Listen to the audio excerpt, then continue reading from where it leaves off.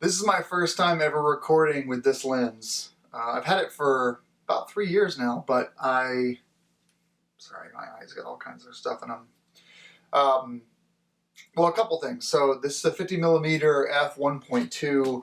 I actually don't know what the aperture is right now. It looks like it's probably like at a 2.8 or maybe a 3.2.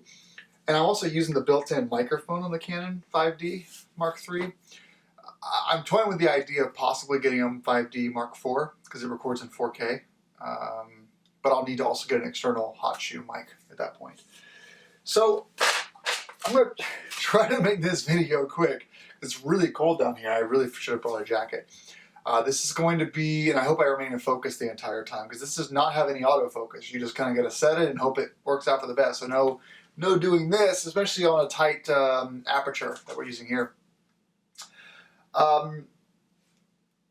This is just sort of like a quick update on what's going on.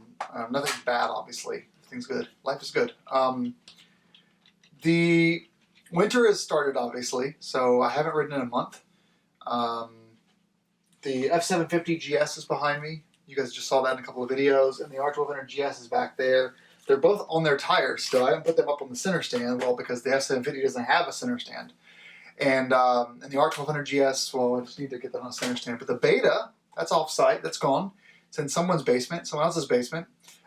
There's no work going on in the Beta this year. The Beta is done.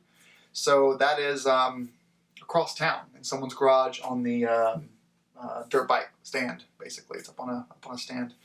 And, you know, the biggest thing I did to that last winter was obviously putting on the suspension that's set for my weight. And since then, I've done nothing to it except for the maintenance. And it's been beautiful. Love that bike. Don't want to get rid of it. I love riding it. It's a great bike. Nothing, you know, it's a 2016 model. Nothing about it, nothing of the 2020s is really enticing enough. And I guess it's a screaming deal in it. I got it for like $6 grand. It just seems like, wow, why would I want to get rid of it? K75 is gone too. Where the hell is that? Well, the K75 is actually at Max BMW right now in New Hampshire. And, well, they just got rid of it. They just shipped it somewhere else. Sorry, got rid of it. It had a brake fluid flush done because it has ABS. The Gen 1 ABS requires a special pump. I tried with my power bleeder and I could not get the brake fluid flush completed, so I had them pick it up. I had them also check the valves, which I really didn't want to do because the previous owner said he had just done it. But I had them check them anyway. It turns out that a cylinder 3's exhaust valve was a little bit tight, but not a big deal. They made that back in spec. It was expensive though. They charged me $450 to do a valve check and a brake fluid flush and to look the bike over and make sure nothing else is wrong with it. And nothing came back as bad, so I guess that's better than having there been a problem. But at the same time, holy shit, guys, $450. It's a lot of money for a brake fluid flush and a valve check. I thought it would be like $250 max. Even BMW prices, that's crazy. So, and now it's been picked up, it's been taken somewhere else. And that place is going to basically be my spot that's actually going to get it back to normal for me, because I hit a wall with that bike where it's 25 years old this year, and the bike just has, it needs some TLC, and I, being a perfectionist, really struggled to work on it because every bolt is rusted. Every bolt has marks from previous, shavings out of the torque stuff, or like plastic that's cracked, or paint chips and adhesive that needs to be reapplied. And it was overwhelming. Every time I take something apart, I find 4 more things that are wrong. So I've given them everything. I've given them the bike. I've given them parts, and it's in Maine, basically, about 3 hours from me. And they're going to keep it for a few months, actually. And I said, don't rush. Work on this when you have no other projects. I just want it back by April. So that's the K75 update. Which, all that was kind of by design because, oh, and finally, the KLR 250. It's done. I have no video clips, though, of it being done. I'm kind of bummed about that, actually. I will try to get some video clips of it soon. But basically, last week, we finished up the making it street legal, so it got new chain and sprockets, new turn signals, brake lights, headlight, relays, had a valve check, oil change, all that stuff was done, And I did take it by a shop, make sure it would have passed inspection, and it did. He actually, something I'm not used to, I don't know how to do this kind of stuff, he cleaned the carbs out, redid jetting or something. I don't know what you do with carbs, I know nothing about them, but a shop charged me $60 to basically give it a look over, make sure it passes inspection, and do the carb work. And that was it. So it runs. And Justin, who owns the bike, picked it up, and they took it over back to the barn where it came from, because it's been sitting in a barn for like 10 years without running.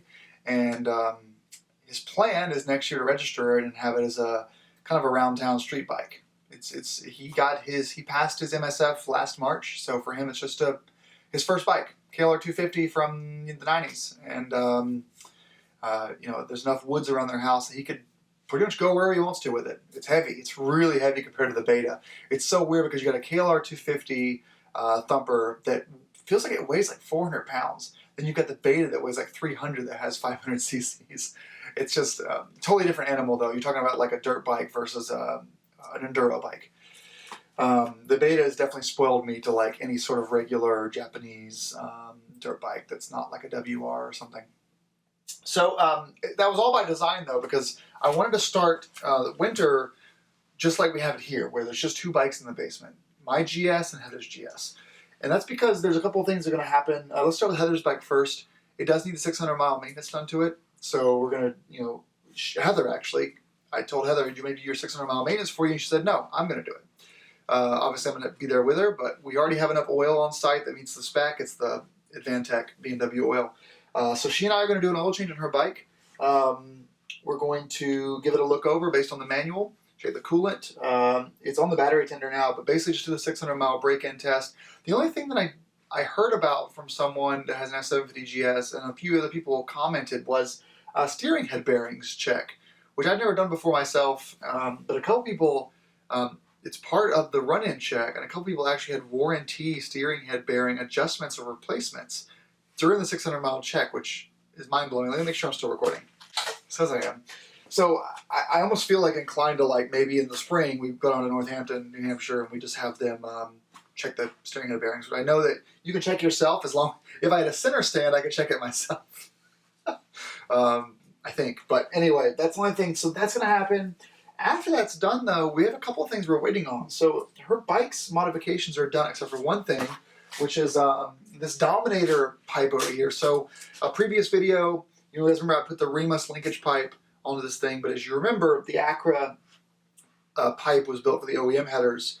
The Remus linkage pipe, which eliminates the resonator, didn't fit. Couldn't get it to work. So someone on a thread that was talking about my video saying, yeah, I had the same problem as this guy. So weird to find those threads. Someone replied to him and says, oh, well, I have the Dominator from Netherlands and it works fine. So I ordered it. And we're going to give it a shot. We're going to try to install it. I don't think Heather's going to want to keep it on there for noise reasons. She's not really like a loud pipes kind of person. But hey, it'll be a good install video, and I'll sell the Dominator pipe, and it'll basically be unused, and someone else can benefit from it.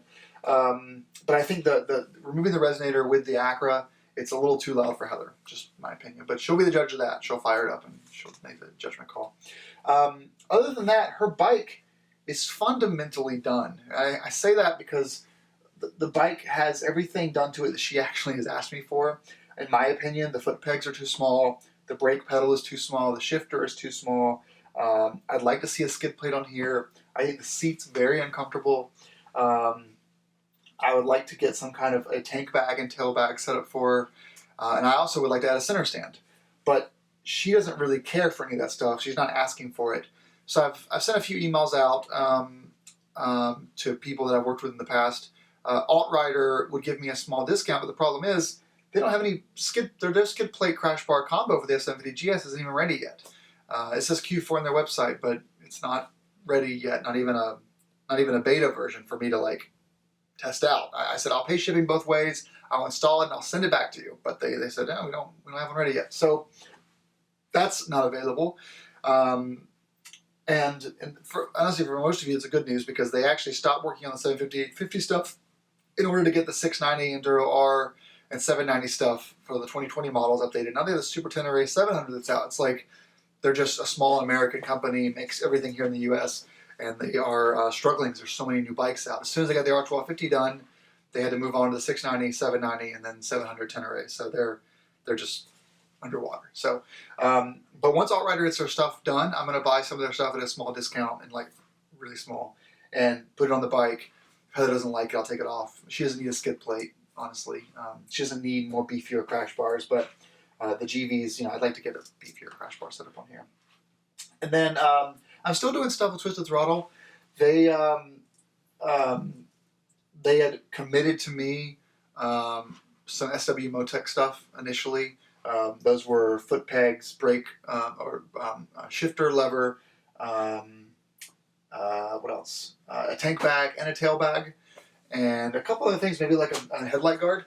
They committed that stuff to me at a discount, but I'm not going to bug them until like January, because this is their busiest time of year, is Black Friday through Christmas. So the emails I have sent them for support questions with the CanSmart system are just like, takes them a while to get back to me, and it's not really that pressing because she's not going to start writing until April. So I'm kind of going to just back off with them for a little bit. And most stuff that I want anyway, like the center stand and the foot pegs, are actually on back order anyway, so it's not really hugely pressing. And to answer your questions in advance, the F750 Low GS doesn't come with a center stand, but SW Motec made one, and it doesn't require that you modify the suspension or the side stand at all. It just kind of hangs out. Now, it does mean that you're going to have even more compromised ground clearance, but Heather's not going to be riding this bike like, you know, if she wants to really start riding off-road, we have the beta for that. The F750 GS is purely touring, so for her, ground clearance really doesn't matter. I say to people too, they're like, why shouldn't I get an R1200 GS low? And I'm like, there's no reason why you shouldn't. Are you going to go over logs and go through water crossings with big rocks?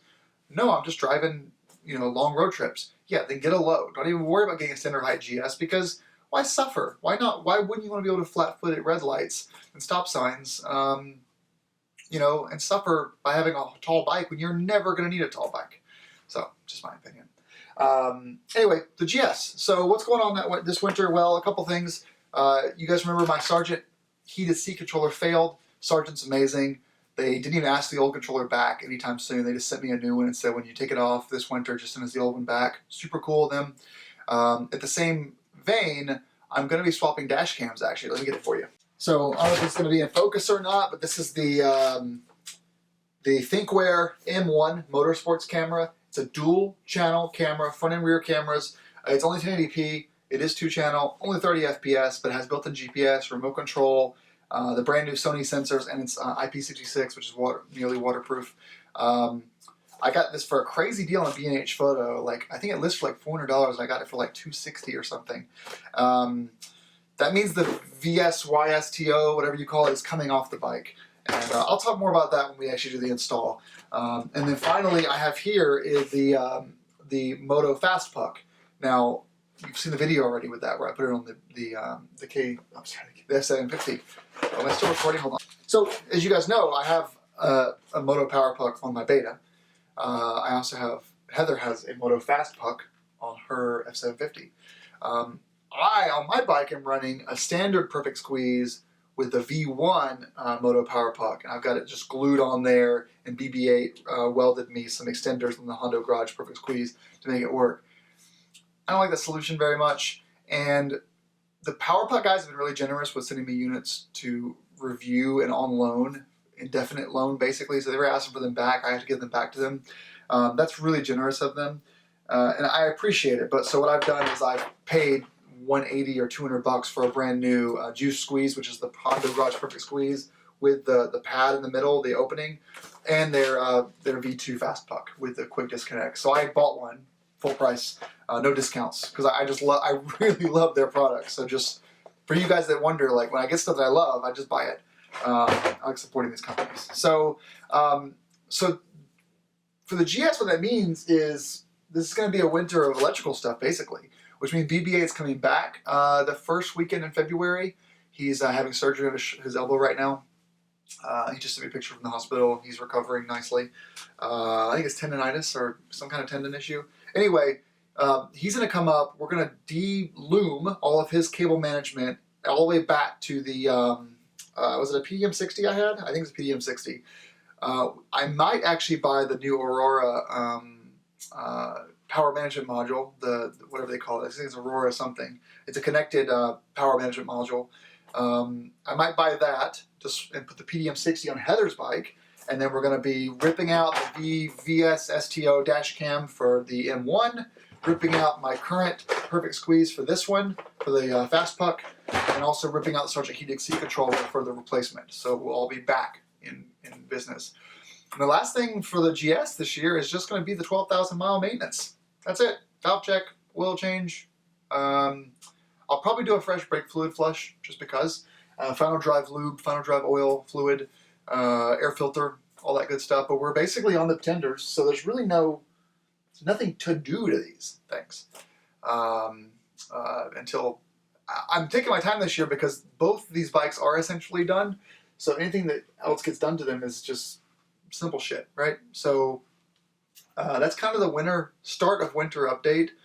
I'm going to kind of come back this spot in a couple of days and actually shoot another video, probably from the iPhone. It's a little more flexible with the autofocus, and talk about year in review for YouTube. Year in review, both year in, year end, because it was a really good year, and I wanted to share all those stats with you guys because I like doing that. And so that's all for now. I know I probably talked way too long, but you guys know me. So stay warm. It's like 45 degrees in the basement right now. Stay warm. Hope you all had a great riding year. And yeah, these bikes are fantastic. I just hope this was in focus.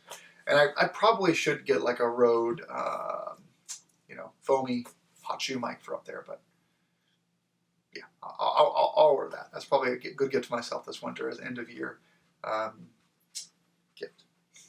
Okay guys, thanks for watching. Sorry this isn't in 4K, but this is a Canon 5D Mark III, not a 5D Mark IV.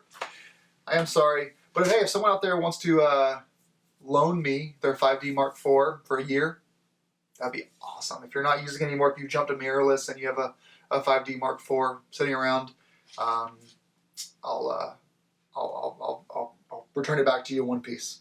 But I really would like one of those. It's just they're on sale right now for like $24.99, and I know I can get one, but the 5D Mark V is coming out next year, so that'll probably be the last full-frame mirrorless camera that Canon puts out. A mirrorless full-frame digital SLR camera they put out. So I got a call coming in, so I'll let you guys go. Thanks for watching. Be safe.